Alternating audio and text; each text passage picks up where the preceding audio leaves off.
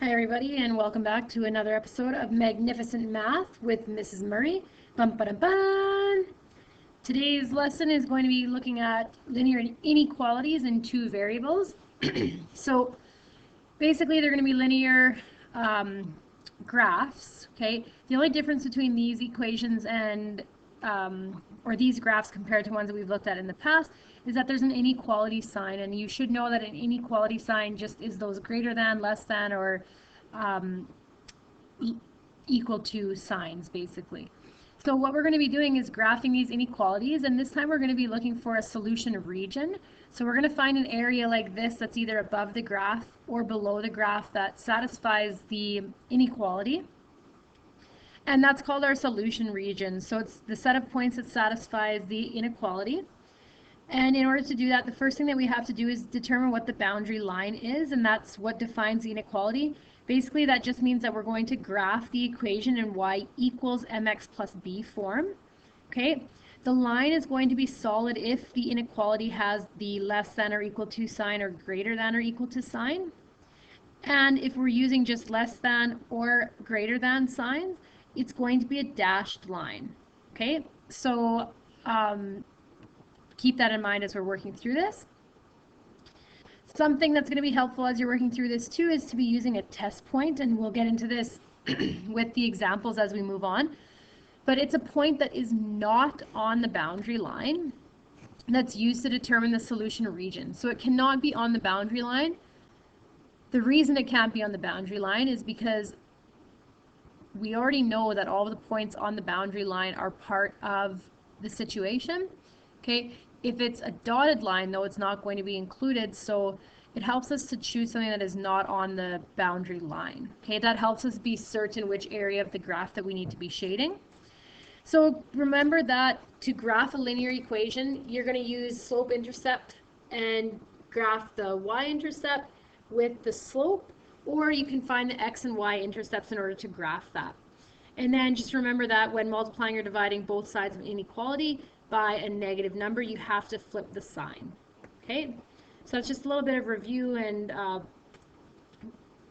new information that you'll need as we're moving forward. So first example is to graph this linear inequality. So we're supposed to graph 2x plus 3y less than or equal to 6, and the first thing that we're going to do is we're actually going to set it just equals to 6, okay, because then we can graph it. It's in y equals mx plus b form. I actually haven't moved this into y equals mx plus b form because I'm going to find the x and y intercepts. So to find the y-intercept, I'm going to set x equal to 0, solve for y, and I get y equals 2. So my y-intercept is at this point here of 0 and 2. Then I'm going to find my x-intercept, so I have to set y equal to 0. And when I go through with the math there, I find out that x is equal to 3. So my x-intercept is 3 and 0. So that's these 2 points here that I kind of tried to graph as close to accurately as possible. Okay, now I need to figure out whether, I guess the next step is to determine whether I'm going to be using a solid line or a dashed line for the boundary line. And if you think back, this less than or equals to means that we're going to have to use a dashed line. So I'm going to try and see if I can dash this. So it's going to look something like this. Keep in mind that the accuracy is obviously not very good with this, so yeah, I can't really make it that much better. So it should be going through those 2 intercepts, and then it should have been solid. Sorry, my mind is not working right now. So this should be a solid line, not a dashed line. Okay.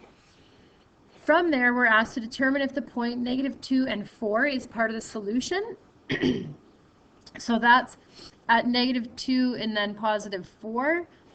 So the way that I've graphed it, it's going to end up being that it is part of the solution. But the good thing for actual math that we can substitute -2 and 4 in for x and y and see if that really is less than or equal to 6. When I do the math, you find that the left-hand side is 8, the right-hand side is 6. So 8 is less than or equal to -6? Absolutely, that is not true. So we're not going to include that point on the graph.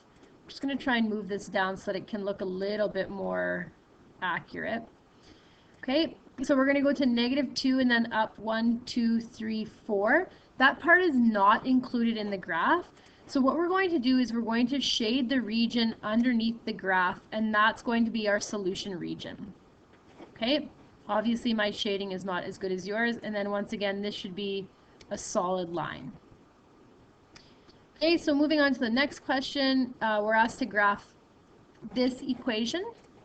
And so I'll set up my y equals mx plus b, and this time I'm going to put it into slope intercept mx plus y equals mx plus b form. And when I do that, I end up with 2x equals y.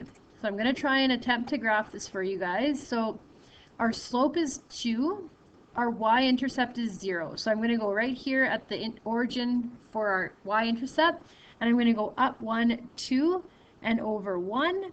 So my graph would look like this.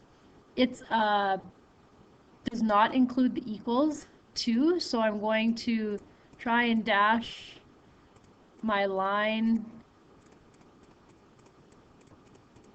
Okay, and now I need to know which part of the graph I'm going to shade. So is it the left-hand portion or is it this right-hand portion that's below the graph? In order to do that, I'm going to determine a test point. Now, the easiest test point is usually going to be 0 and 0, because if you substitute the origin into any equation, 0 and 0 are easy numbers to work with.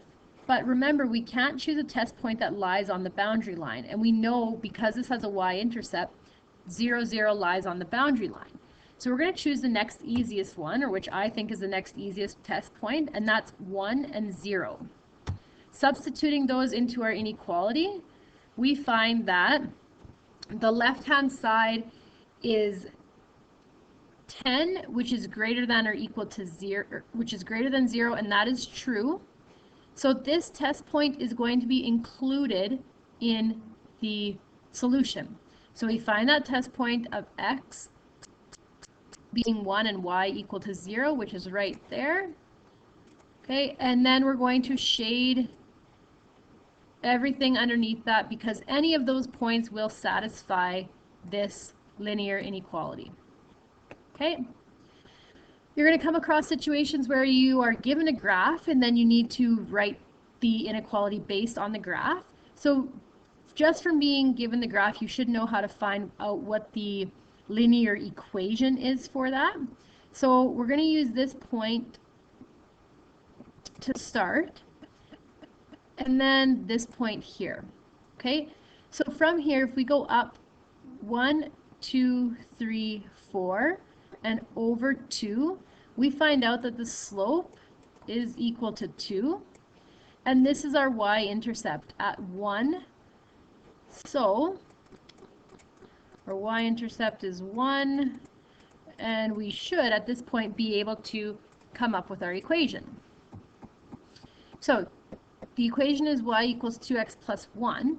Now we need to know whether we're making this less than or equal to, greater than or equal to, or just less than or greater than.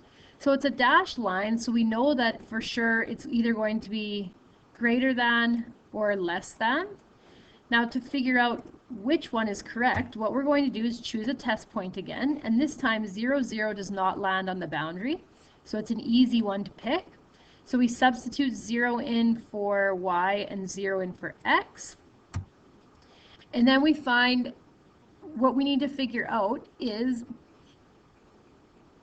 the left side, 0 is less than 1. Okay, 0 is not greater than 1, so we can't use this sign. That means it has to be this sign. So our final equation would be y is less than 2x plus 1. And the final example here, you're just going to use your graphing calculator actually. We're given a question where we are trying to construct a table using aluminum and glass. The most you can spend on materials is $50. Laminated safety glass costs $60 per square meter, and aluminum costs $1.75 per square foot. You can choose the dimensions of the table, and the amount of each material used. Find all possible combinations of material to make it up. So first thing we're going to do is indicate what our variables are. So we're going to let y equal the glass, x equal the glass, and y equal the aluminum. And from there, we're going to set up our inequality. So we were told that the glass costs $60 per meter square, and the aluminum costs $1.75 per foot, and we can't go over a $50 budget. Okay, so we have $50 to spend. This is what our materials cost, and we multiply it by the variables for each material. We need to put this into y equals mx plus b form to graph. So we are going to move everything over to the one side of the equation. So divide both sides by 1.75, and our final inequality is y is less than or equal to negative 60 over 1.75x plus 50 over 1.75. Now from here, you're going to put that into your graphing technology, and in order to do that, we have to change this to an equal sign. So I'm going to show you using decimals. I've got y equals negative 60 over 1.75x plus 50 over 1.75, and this is how the graph looks. Okay, so obviously if it's less than or equal to, it's going to end up being everything below the red line here. And decimals is kind of neat. I can substitute the equal sign for less than or equal to. So anything in this red region is going to be a possibility, with the exception of anything that is less than, it's basically going to be just this region here. Everything to the left of the y-axis, to the right of the y-axis and above the x-axis. Okay, we can't work with negative lengths, so it's just not going to be possible. So pretty much any point within this region can work. Okay, so you could pick this point here. They're very small numbers, right? So I think one of the solutions that is possible is like decimal 2 and 10. So what you could come back and do is substitute decimal 2 in for x and y in for 10. Basically, you can do that to verify, okay? But the negative 2, not negative, 0.2 and 10 is a possible solution. So basically, you could have 0.2 meters squared of glass and 10 feet of aluminum required to make your table.